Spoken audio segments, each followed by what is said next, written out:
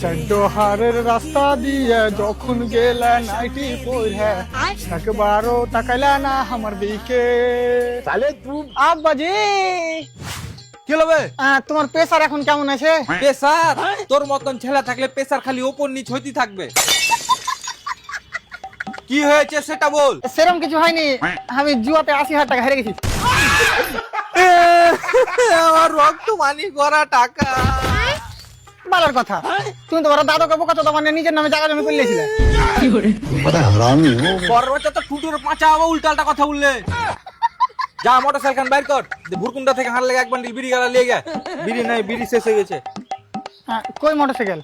কেন বে হারকে মোটরসাইকেল কি হলো? ওই মোটরসাইকেলটা বিক্রি করে তো আমি জুয়ার টাকা গুলো শোধ করেছি।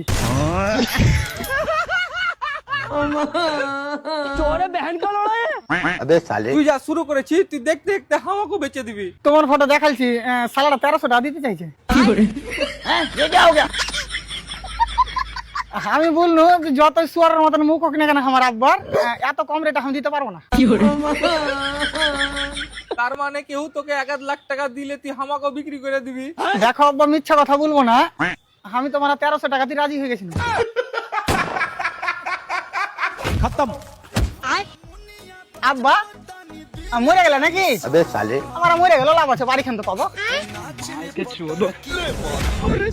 ও মরনি।